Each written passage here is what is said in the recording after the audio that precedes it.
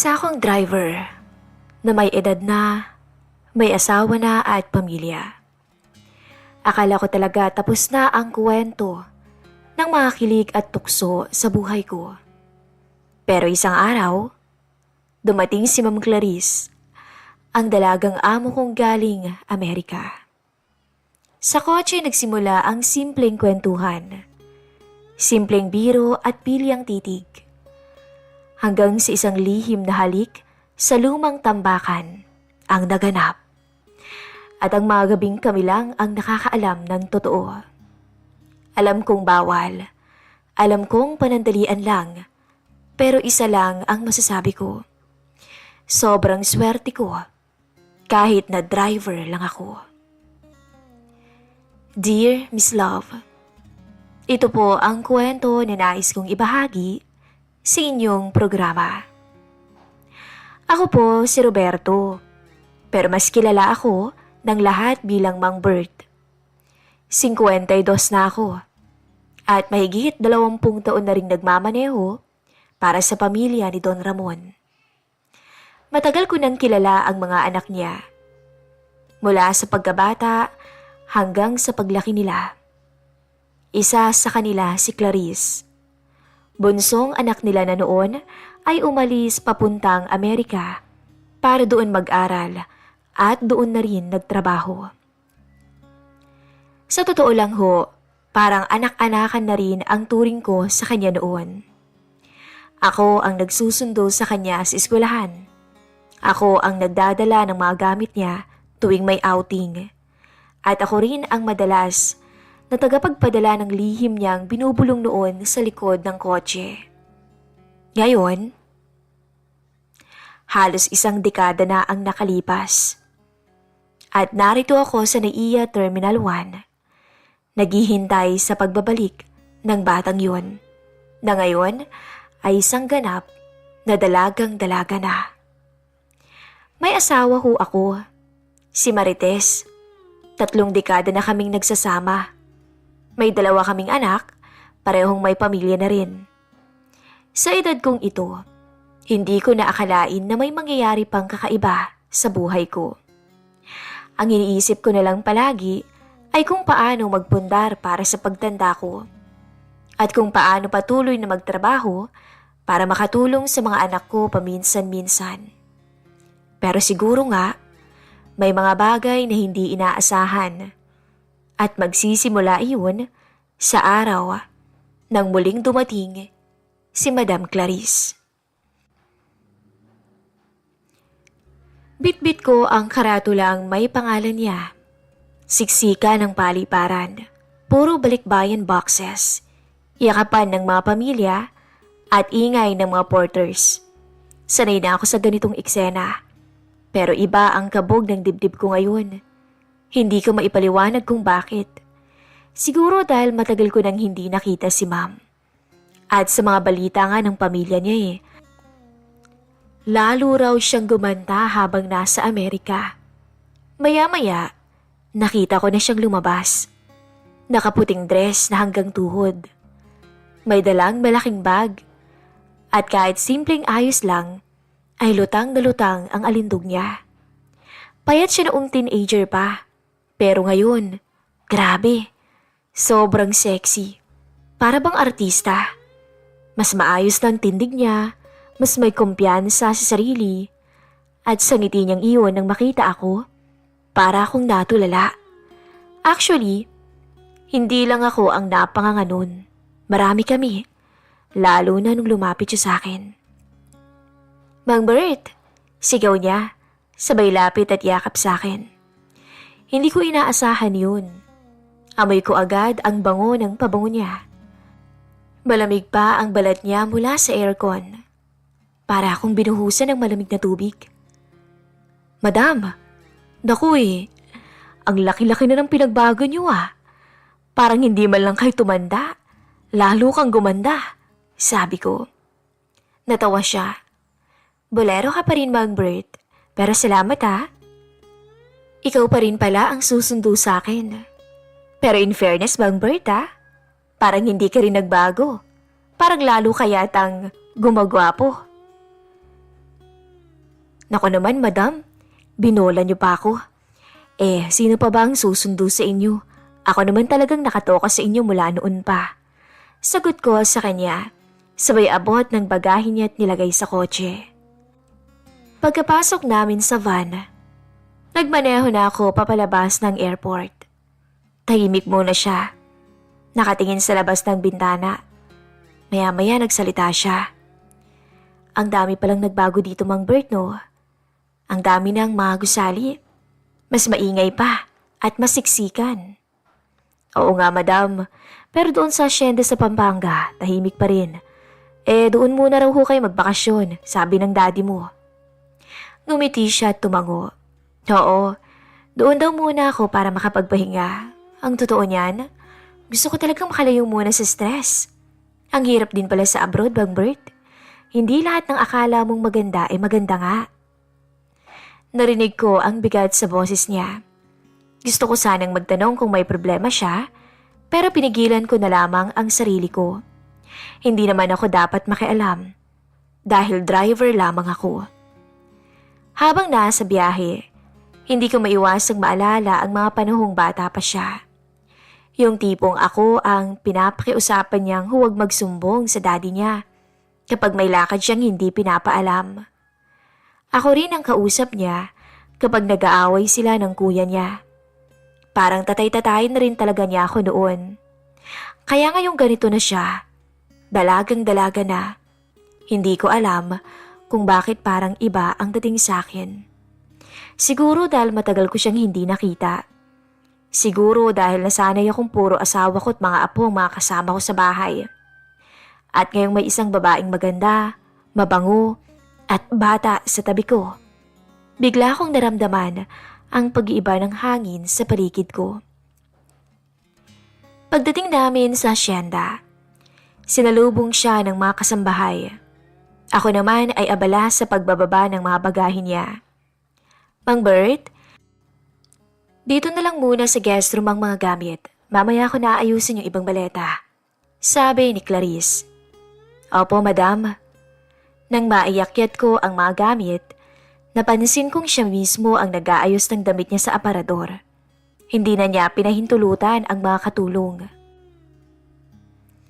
Ayoko nang sanayin kasi yung sarili ko na palaging may gumagawa para sa akin. Sabi niya. Ganun po ba? Sagot ko at tumango lang. Pero napansin ko ang mga braso niya habang nagbubukas ng maleta. Napakaputi, makinis at para bang ang lambot-lambot. Agad kong iniiwas ang tingin ko. Mang Bert? Tawag niya. Salamat ha.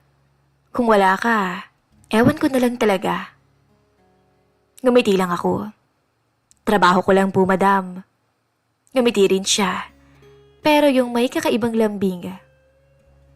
Kinagabihan, habang nakahiga ako sa kwartong inilalaan sa mga driver, hindi ko maiwasang isipin ang lahat ng nangyari. Lalo na yung yakap niya kanina sa airport. At mga ngiti niya bago siya pumasok sa kwarto niya. Para bang nanunumbalik sa isip ko yung amoy ng kanyang pabango. Wala ka na sa hulog, Bert. Bulong ko sa sarili ko. May asawa ka no? Ang tanda-tanda mo na. At isa pa, driver ka lang. Tsaka di ka papatulan ng mga babaeng ganun kaganda. Pero sa kabila ng pangaral ko sa sarili ko, may isang bahagi ng isip ko ang nagtatanong. Bakit parang iba ang tingin ni Madam sa akin? At doon ko naramdaman, nagsisimula ng isang kwento na hindi ko alam kung kaya ko pang pigilan. Kinabukasan, maaga akong nagising. Sanay na kasi akong laging alerto. Lalo na kung may amo akong kailangang ihatid o sunduin. Pero dahil nasa asyenda kami at wala naman siyang lakad, kalmado lang ang umaga ko. Paglabas ko sa kusina, naamoy ko yung kape.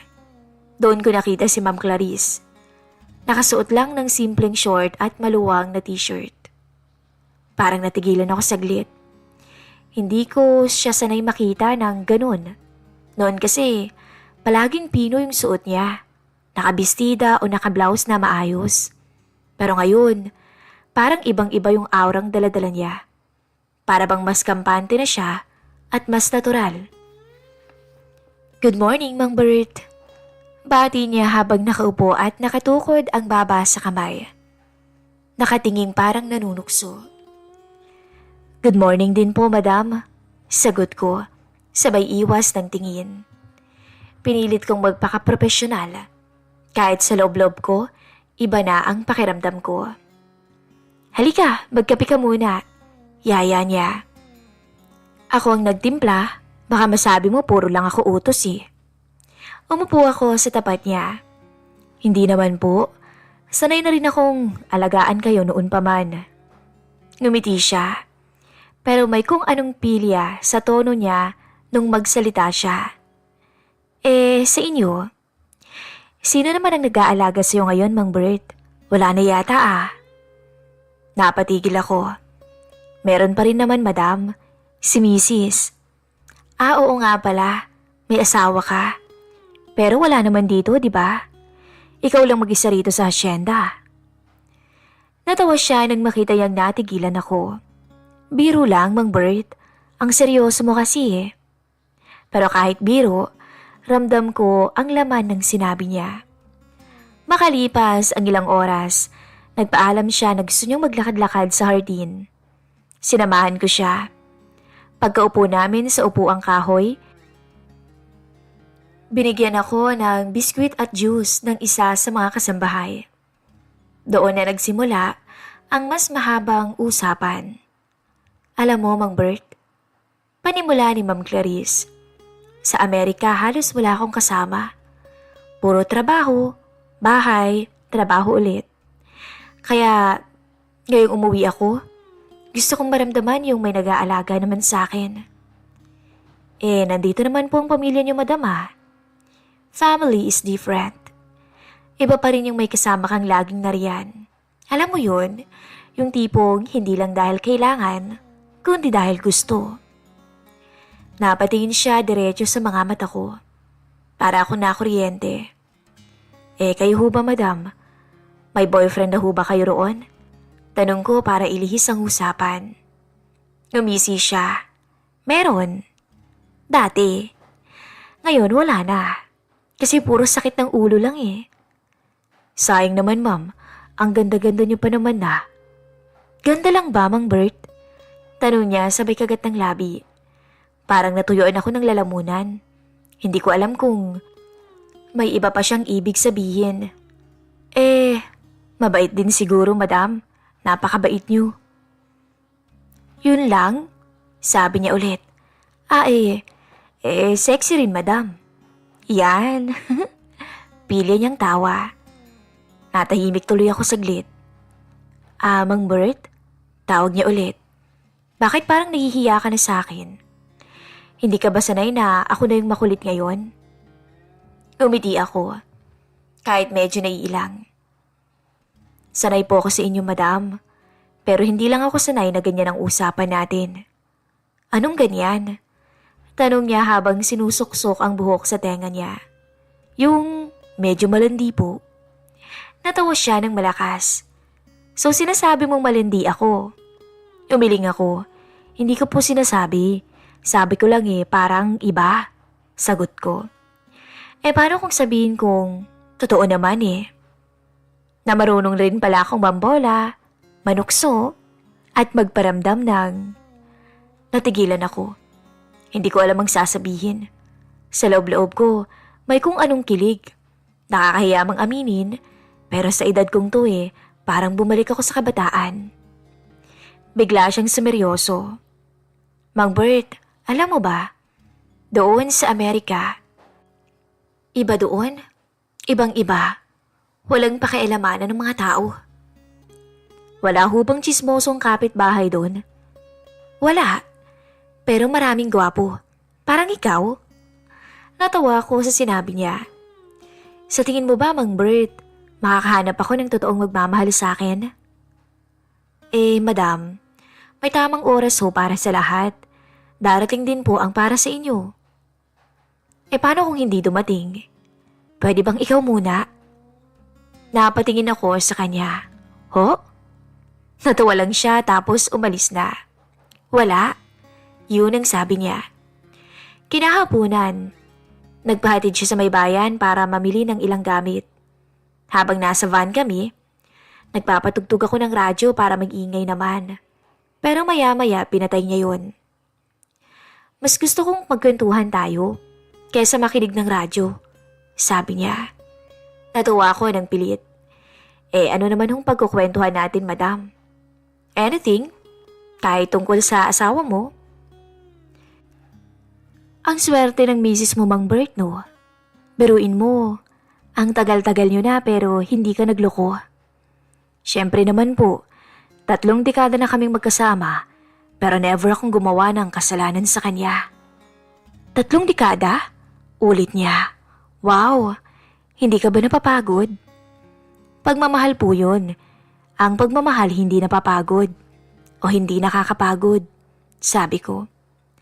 Pero, di ba nakakamiss din naman na may bagong kilig, bagong saya, bagong tukso? Doon ako napatigil. Napatingin ako sa kanya. Nakita kong nakangiti siya at may kakaibang lambing ang titig niya. Madam, huwag niyo naman akong tuksohin. Baka seryosohin ko yan eh. Di seryosohin mo. Mabilis niyang sagot. Para akong nalunok sa kaba. Hindi ko alam kung biro lang ba o totoo na yung mga sinasabi niya. Pagka-uwi namin, nagpasalamat siya. Salamat, Mang Bert. Ikaw lang pala yung pwedeng maging kausap ko ng ganito. Yung hindi ako natatakot na baka husgahan ako. Ngumiti lang ako. Basta ako, Ma'am Clarice, lagi lang akong nandito para sa inyo. At bago siya bumaba, yumuko siya ng kaunti at bumulong na. Di bali, Mang Bert, sa susunod, bibigyan kita ng premyo. Wika niya sabay kindat. Iniwan niya akong tulala. Habang pinagmamasdan ko siyang papasok ng bahay, hindi ko alam kung paano ko pipigilan ang damdaming unti-unting sumisibol sa pagitan naming dalawa. Sabado ng hapon, malamig ang simoy ng hangin sa asyenda at parang mas presko kaysa sa mga nakaraang araw. Katatapos lang naming mananghalian nang bigla kong nilapitan ni Ma'am Clarice sa beranda. Nakasuot siya ng simpleng summer dress. Manipis, preskong tingnan, at aninag ang kabuuan niya. Hindi nga ako makatingin ng diretso sa kanya eh. Mang Bert, sabi niya, pwede ba tayong maglibot-libot? Gusto kong makita ulit ang paligid. Ang tagal ko nang hindi nakapasyal dito eh. Oo naman, madam. Saan niyo po ba gustong magsimula? Bahala ka na. Ikaw ang mas may kabisado rito eh. Nakangiting tugon pa niya. Naglakad kami. Dumaan kami sa mga matatanda ng puno ng mangga, mga santol. At habang naglalakad, hindi siya tumitigil sa kakukwento tungkol sa buhay niya sa Amerika. Kung gaano kahirap mag-isa, kung paano siya nakikipagsapalaran sa trabaho niya. Ako naman, tahimik lang na nakikinig. Minsan sumisingit ako ng tanong, pero kadalasan ay natutulala lang ako sa boses niya. Para bang bawat salita niya ay may kasamang lambing na hindi ko matanggihan. Alam mo, Mang Bert, sabi niya habang tumigil kami sa lilim ng isang malaking puno. Nakakamiss to. Ganun talaga, madam. Dito, napakasimple lang ng buhay. Naglakad kami ulit. Dumaan kami sa likod ng lumang bodega. Yung tambakan, doon nakalagay yung mga hindi na ginagamit na kagamitan nila. Mga lumang aparador, mga mesa, at kung ano-ano pang kahon. Teka, naalala ko to ah. Tili niya bigla. Dito ako nagtatago noon kapag galit si Dad, di ba? Napangiti ako. Oo nga, madam eh. Minsan ako pang pinapadala ng doon para hanapin ka. Pwede pa nating silipin muna? Tanong niya na parang batang sabik na sabik. Binuksan ko yung lumang pinto. Tumunog pa ang kalawang at agad naming naamoy ang alikabok at kahoy. May maliit na bintana kaya may kaunting liwanag na pumapasok. Ang dami pa rin pala dito, sabi niya habang hinahaplos ang isang lumang mesa. Parang Walang... Alam mo bang ikaw ang lagi kong hinahanap noong bata pa ako? Napalunok ako. Ako po? Driver niyo lang naman ako Driver nga, Anya. Pero ikaw naman yung laging nandyan. Alam mo noon, hindi ako natatakot kapag kasama ka. At ngayon, ikaw ulit yung kasama ko. Ramdam kong bumilis ang tibok ng puso ko. Gusto kong umatras, pero nanigas ako sa kinatatayuan ko. Madam, mahina akong sambit. Baka may makakita sa atin dito. Ngumiti siya ng pilya. Wala namang pumupunta rito, di ba? At bago ko pa man madugtukan o madugtungan ang sasabihin ko, dahan-dahan niyang nilapit ang mukha niya sa akin. Ramdam ko yung mainit niyang hininga. Amoy kape pa nga pero mabango. Di ba, sabi ko bibigyan kita ng premyo. Tanggapin mo na lang Di ka naman lugi Biro pa niya. Hindi ko na napigilan. Nung lumapat ang labi niya sa labi ko, para akong nakuryente. Para akong naging binata. Para akong biglang lumakas. Marahan lang nung una, hanggang sa unti-unting lumalim. Para ako nawala sa sarili. Yung mga taon ng pagtitimpi, yung mga gabing iniisip ko kung bakit kakaiba yung tingin niya sa akin. Lahat iyon ay parang sumabog sa isang halik lang. Niyakap niya ako sa batok. Hinila pa palapit. Ako naman napayakap na sa bewang niya. Malambot yung katawan niya. At sa bawat haplos niya, lalo siyang dumidikit. Mang Bert, bulong niya habang kumakalas saglit. Ang tagal ko kayang hinintay ito. Hindi na ako nakapagsalita pa. Inaplos ko ang pisngi niya at muli siyang hinalikan. Ngayon mas mariin at mas punong-puno ng pagnanasa. Umupo siya sa gilid ng lumang mesa. Ako naman ay nakatayo sa pagitan niya. Hawak niya yung dibdib ko. Madam, baka naman pagsisihan niyo ito Wika ako. Pero ang mga kamay ko ay hindi na nakatiis. Hinawakan ko ang balikat niya at muling nagtagpo ang labi naming dalawa. Hindi ko pagsisisihan, Mang Bert. Sagot niya sa pagitan ng mga halik. Ikaw lang yung gusto kong makasama ngayon. Naramdaman kong nanginig ang tuhod ko sa kaba at saya. Alam kong mali, alam kong may asawa ko, pero sa oras na to, wala nang halaga ang lahat. Isang karanasan ang nangyari doon na hindi ko makakalimutan. Ilang minuto rin kaming nagtagal sa ganoong sitwasyon. Hanggang sa marinig namin ang boses ng isang kasambahay sa malayo. Bigla kaming natauhan kahit hingal na hingal pa. Mang Bert, bulong niya habang inaayos yung buhok. Nagustuhan mo ba? Basta atin-atin lang to Tumango ako. Kahit ramdam ko na nangangatog pa yung tuhod ko. Opo, madam.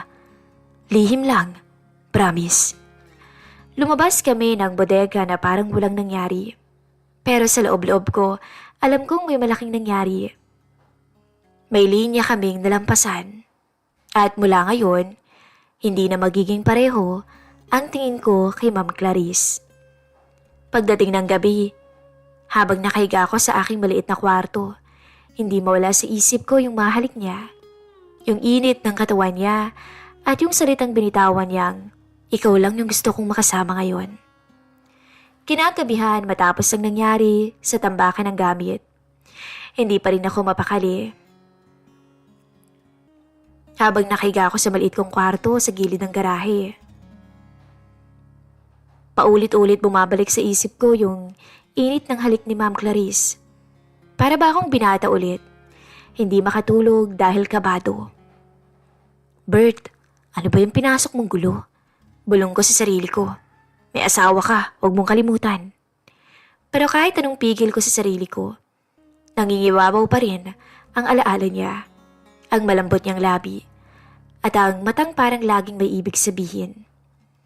Pasado 11:00 na, tahimik ang buong asyenda. Naroon ang mga kasambahay sa kanilang mga silid at alam kong mahimbing na ring natutulog ang mga bantay. Ako naman ay pilit pinipikit ang mata. Nang maya-maya ay bigla akong makarinig ng mahinang katok sa pinto. Kinabahan ako. Sino naman kayang kakatok ng ganitong oras? Dahan-dahan akong bumangon at sinilip ang pinto.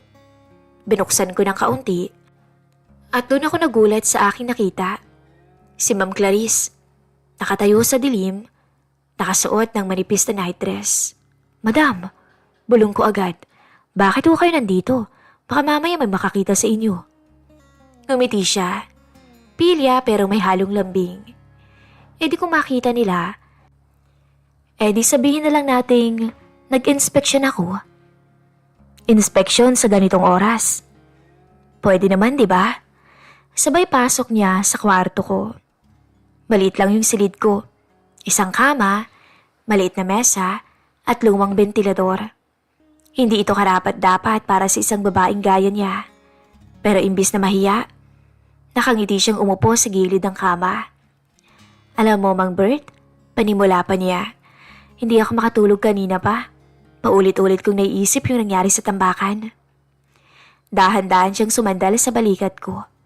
Naamoy ko agad ang bango ng buhok niya.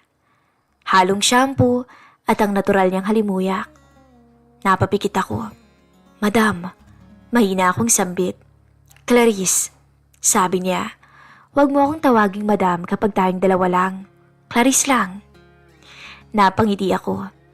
Clarice, alam mo namang mali ito, di ba? Alam mong bawal. Alam ko, Mang Bert. Pero minsan, ang bawal, masarap, di ba? At doon, muli niyang nilapit ang labi niya sa labi ko. Wala na akong nagawa kung hindi tugunan yun. Naging mas maalab ang halik niya at wala nang pagpipigil. Wala nang alinlangan. At habang magkalapat ang labi naming dalawa, ramdam ko ang init ng katawan niya sa manipis na telang suot niya. Mang Bert, bulong niya habang humihingal. Huwag mo akong iiwan ngayong gabi Ikaw lang yung gusto kong makasama muna.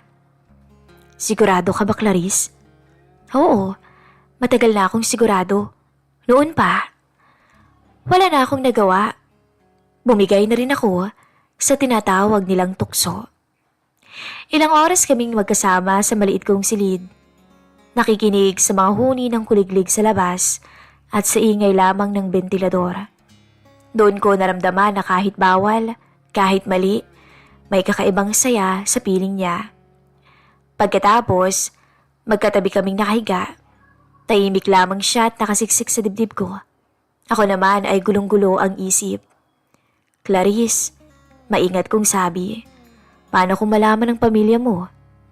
Tumingin siya sa akin at seryoso na ngayon.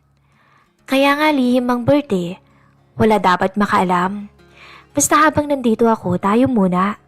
Kapag bumalik na ako sa Amerika, di tapos na. Pero ngayon Mang Bert, akin ka muna.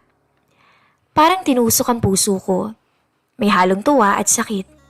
Tuwa dahil nangyari to. Sakit dahil alam kong panandalian lang. Kung ganun pangako, walang ibang makakaalam. Sagot ko. Bandang 3:00, maingat siyang lumabas ng silid ko. Ako naman na natili sa kama. Iniisip ang lahat ng nangyari. Hindi ko alam kung tama ba o mali pa ang susunod naming hakbang. Pero sigurado ako sa isang bagay. Ang swerte-swerte ko. At sa bawat araw na lumilipas, habang nandito siya sa may hasyenda, lalong tumitindi ang lihim naming dalawa. Lumipas pa nga ang ilang linggo hanggang sa naging buwan. Para bang panaginip lang ang lahat sa hasyenda. Tuwing umaga, nakikita ko si Ma'am Clarice sa beranda, hawak ang tasa ng kape.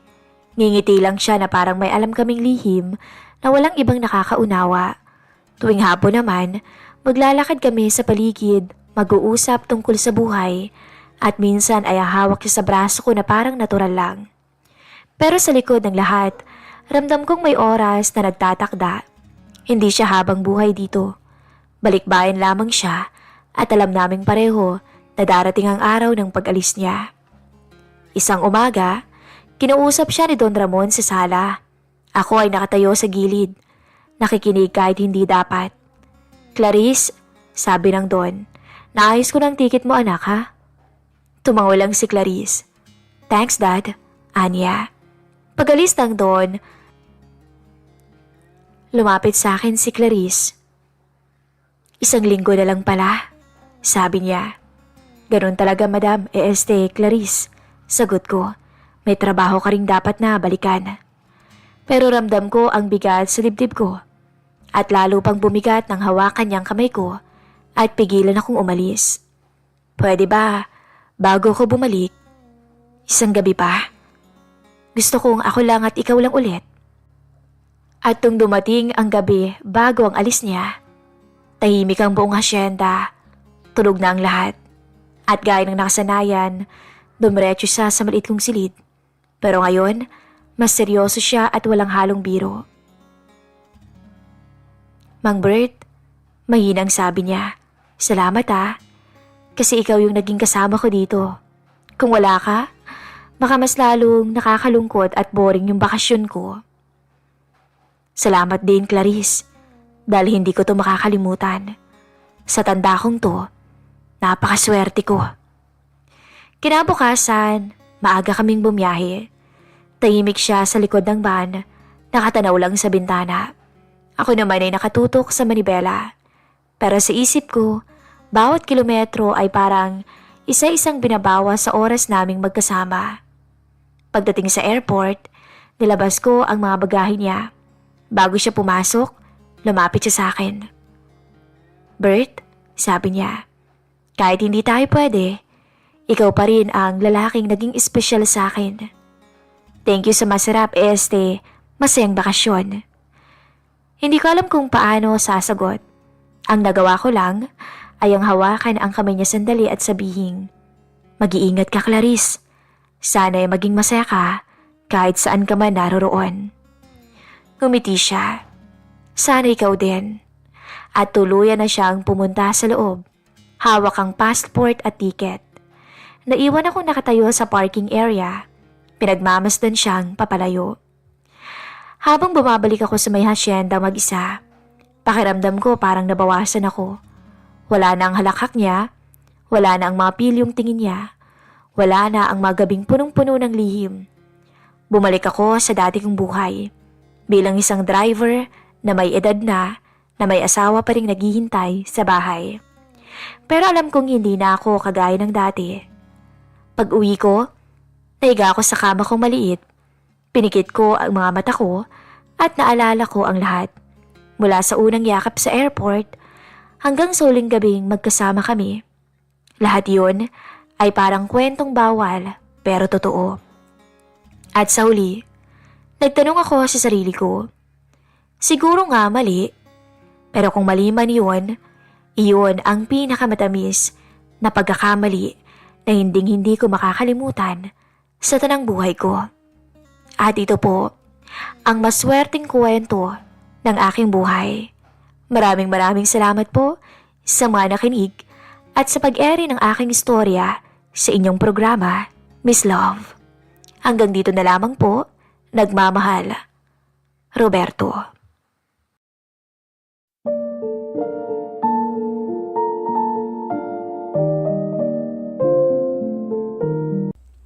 Magandang araw. Nais ko lang ibahagi ang istoryang to upang magbigay libang sa inyong mga araw. Ito ay karanasan ng mag-asawang parehong saglit na nakalimot. Si Dex at Lisa ay 5 taon ng kasal at mayroon ng isang anak na 3 taong gulang na. Medyo hirap sa buhay ang dalawa dahil ayaw pagtrabahuhin ni Dex ang misis. 37 years old na si Dex at 35 naman si Lisa. Masaya ang pagsasama ng mag-asawa. Ni minsan ay hindi sila nagkaroon ng problema pagdating sa kama. Parehong naibibigay ng dalawa ang pangangailangan ng isa't isa at sapat na yon para sa kanila. Maganda si Lisa. Kahit na may anak na to at nagkalaman ng kaunti. Parang mas lalo pang ang lumakas ang apil nito nang magkaroon ng kaunting taba. Maganda ang hubog. Maputi, mahaba ang buhok na straight. Wala rin naman masasabi kay Dex dahil may itsura talaga ito. Mahigit 1 buwan na rin ang lumipas. Mula nang maalis si Dex sa pinapasukang kumpanya. At hanggang sa panahong yun ay hindi pa rin siya makahanap ng bagong papasukan. Dahil sa nararanasang pagkalugay ng dating pinapasukan ni Dex, ay isa siya sa mga minalas na mapasama sa mga tauhang tinanggal ang kumpanya. May nakuha man silang separation pay, ay hindi sapat to upang makapagnegosyo man lamang sana. At dahil high school lang din ang natapos, ay hirap siyang makakuha ng panibagong trabaho. Han, malas talaga. Paubos na yung pera natin pero wala pa rin akong mahanap na trabaho. Sabi ko naman sa'yo, honey, magbakasakali ka na lang kay paring Rap. Malay mo, matulungan ka niya. Sige, Han. Tawagan ko kahit na nakakahiyang lumapit. Agad inilabas ni Dex ang cellphone at lakas loob na tinawagan ang ninong ng nag-iisa nilang anak ni Lisa. Hello, pre. Oh, pre. Napatawag ka. Inom tayo? Wika ni Rap. Available ka ba mamaya, pre? Sige, pre. Andyan ako sa inyo ng 7:00. Sige, pre. May hihingin din sana uli akong pabor sa'yo eh. Walang problema, pare. Usap tayo mamaya, ha? Sige, pre. Salamat. Agad sinabi ni Dex sa asawang si Lisa ang usapan nila ni Rap. At sabay silang umasa na may positibong resulta ang pagdating ng kaibigan. Sumapit ang oras na napag-usapan ng magkumpare at isang magarang SUV ang pumarada sa tapat ng apartment na inuupahan ng mag-asawang Dex at Lisa. Mayaman si Rap, kaya't ito ang lagi nilang nahihinga ng tulong.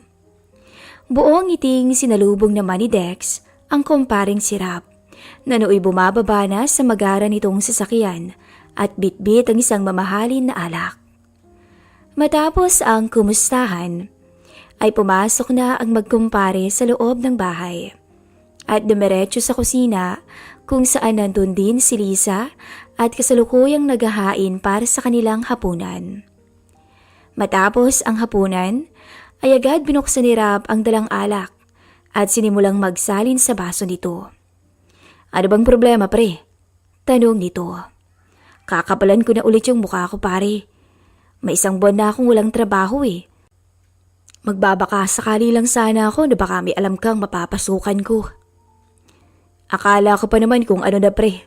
Sige, at kakausapin ko si Mrs. Ang alam ko eh, naghahanap siya ng isang driver para sa pinaparentahan niyang van. Okay lang ba sa'yo yun? Abay, oo naman. Maraming salamat kung ganun. Wala yun, pare. Pero nangihinayang ako sa panahon na pwede pa kayong makaipon ni Mare. Ha? Anong ibig mong sabihin? Ganito lang yan, pre.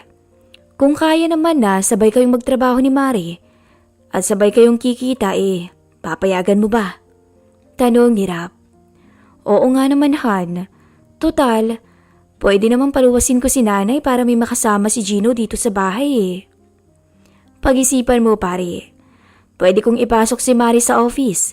Total, nakapag-college naman siya. At malaki na rin naman ang inaanak ko, hindi ba?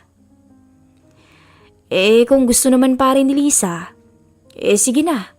At hindi ko na pag-iisipan at isasagad ko ng pang-aabuso sa'yo.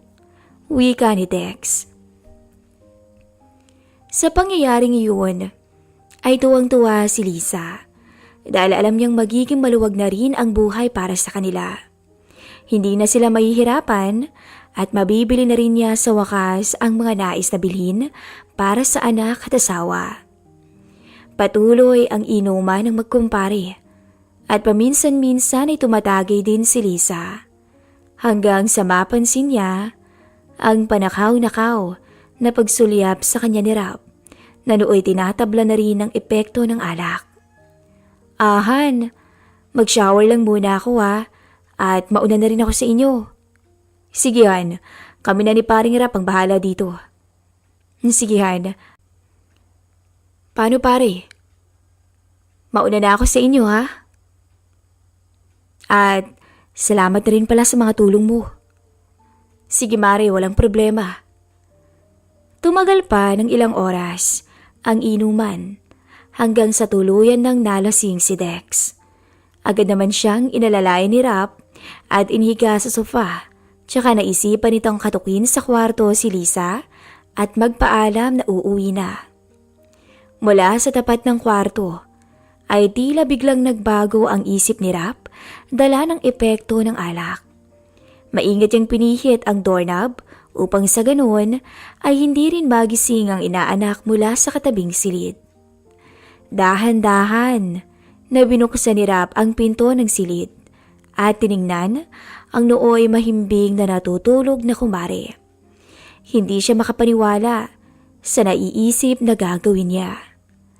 Naaninag niya ang nakamaiksing satin na short at spaghetti strap na si Lisa. Maingat ang mga naging paghakbang ni Rap patungo sa kamang hinihigaan ng babaeng matagal na rin niyang ninanais. At dahil nga sa nakainom at malakas ang loob, ay agad niyang hinagka ng misis ng kumpare. Tila nawala siyang bigla sa tamang pag-iisip. Samantala, sa pagkakaalam ni Lisa, ay asawa nito ang pilyang nagpapakasasa at gumagawa ng kapilyahan ngayon sa kanya. Ngunit, nang idilat nito ang kanyang mga mata, ay ganoon na lamang ang kanyang gulat nang ang kumparing si Rap ang kanyang mabungaran. Pare, anong ginagawa mo rito? Ngayon lang, Lisa. Please, tayo lang ang makakaalam. Pero pare, lasing ka lang at hindi mo alam ang ginagawa mo. Alam ko, Mare, kahit lasing ako, alam ko ang ginagawa ko.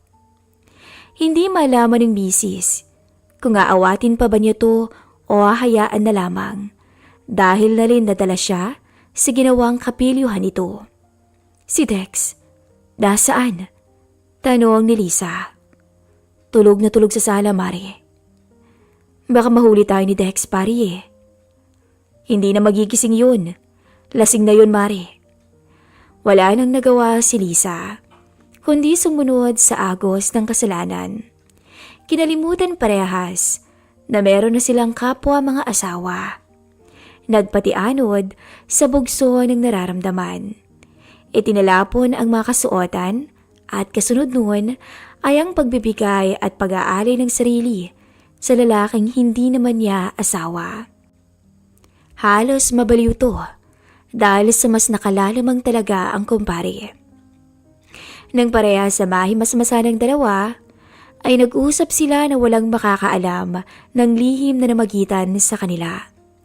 Nangako din si Rap kay Lisa na tutulungan niya ito upang makapasok ng trabaho, pati na rin si Dex. Lumipas ang isang buwan at natupad nga ang pangako ni Rap sa mag-asawa. Agad nagsimula sa panibagong trabaho si Dex, samantala naipasok rin naman si Lisa sa kumpanyang si Rap din ang nagmamay-ari. Naging masaya man sa kanya-kanyang trabaho ang mag-asawa, ay nabawasan naman ang oras nila sa isa't isa. Madalas ay pagod na pareho sa trabaho pag nagkita sila. At may mga gabi pa nga na hindi nakakauwi si Dex. At kung minsan ay ilang araw pa ang inaabot, lalo't may arkila ang van na out of town. Isang gabi, napauwi na si Lisa sa bahay. Ay nadaanan siya ni Rap habang nag-aabang ng sasakyan. At agad siya nitong hinuntuan at inayang sumakay na. Sa tagpong yun ay hindi na nakuha pang tumanggi ni Lisa dahil na rin sa nagbabadyang sama ng panahon. Siya nga pala, Mare, hindi pala makakauwi si pare ngayon. Kasama niya si Mrs. Out of town sila. May importante kasing lalakarin si Mrs. eh. Oo. Tumawag nga sa akin kanina eh. So paano, Mare? Dating daw eh? Aba, nawiwili ka naman yata, pare. Sino naman ang hindi mawiwili sa'yo eh? Ang swerte-swerte kaya ni paring Dex. Loko, Nambola ka pa. So ano, okay na? Makakatanggi pa ba ako sa'yo? Sa laki ng naitulong mo sa aming mag-asawa. Tuwang-tuwa si Rap sa narinig na pagsang-ayon mula kay Lisa. Kung kaya't agad-agad itong naghanap ng matutuluyan nila at mabilis na ipinasok doon ang sasakyan. Samantala, kasalukuyang hindi pa nakakarating sa destinasyong probinsya sila Dex at Abby, ang misis ni Rap, nang bumuhos ang malakas na ulan. Kung kaya't nagpasya ang dalawa na huminto muna sa isang gasolinahan at magpatila ng ulan. Dex, hanap na lang muna tayo ng malapit na matutuluyan dito at doon na tayo magpaumaga. Total bukas pa naman ng umaga yung conference na pupuntahan ko. Sige Abby, mas maganda pa nga siguro para safe din tayo. Ano, okay lang ba? Kung isang kwarto na lang kunin natin para tipid? Kunyari mag-asawa tayo. Aba, sa akin okay lang. Kasi lalaki ako eh. Ikaw? Ikaw yung iniisip ko at baka mailang ka. Okay lang naman yun. Hindi mo naman siguro ako gagawa ng hindi maganda, di ba? Loka ka talaga, Mari. Siyempre hindi. Sa paghina ng ulan, ay agad naghanap ng malapit ng hotel ang dalawa. Dahil gabi na rin, ay nagpasya ang dalawa na pwede na sa kanila yung maliit na kwartong kanilang nakita. Iisa lamang ang kama nun sa kwarto, kung kaya't inaya na ni Abby si Dex na magtabi na lamang sila. Samantalang sa kinaroroonan naman nila Rap at Lisa, ay buong pusong ibinibigay at inaalay ni Lisa ang sarili sa kumpare. Labis naman na natutuwa si Rap sa nakikitang pagkabaliw ng misis ng kumpare sa kanya. Matapos naman makapagpalit ng damit, sila Dex at Abby, ay agad ding nagpahinga ang dalawa. Nahiga sila na magkatalikod ang pwesto. Sa paglipas ng oras, ay hindi makaramdam ng antok si Dex dahil sa pagkabilisang nararamdaman. Maingat na pumihit si Dex ng pagkakahiga at humarap sa nooy nakatihayan ng si Abby at himbing na sa pagkakatulog. Matagal na pinagmasdan ni Dex ang maamong mukha ng babae na nooy balot na balot ng kumot ang buong katawan. Dahil sa naging busy parehas, ay matagal-tagal na rin silang mag-asawa na walang nagaganap sa kama. Kaya naman nagmistulang sa biktuloy si Dex. Dahan-dahan tong kumilos at unti-unting inalis ang kumot na bumabalot sa katawan ng misis ng kumpare. Nang ganap na maalis yun ni Dex, ay muli niyang pinagmasdan ng babae na nakasuot pa ng ternong pajama. Sa isip ni Dex ay napakaswerte niya kung papayag ang asawa ng kumpare niya sa nais niyang mangyari. Samantala, wala sa hinagap ni Lisa na habang nagpapaubaya siya sa kumpare ay pinagbigyan na rin ng misis ni Rap ang kanyang mister. Nagtampisaw ang dalawang partido sa kasalanang pare-parehas naman nilang ginusto. Walang kaalam-alam na pare-parehas din nilang nililinlang ang isa't isa. Maya-maya pa ay hindi na rin nakayanan pa sa panig nila Dex at Abby dahil tuluyan na nilang narating ang sukdulan. Sabay sa kanilang pagbagsak at hingal ang pagkarating din sa alapaap ng mga asawa nilang sina Lisa at Rap. Hanggang dito na lamang po ang ating istorya.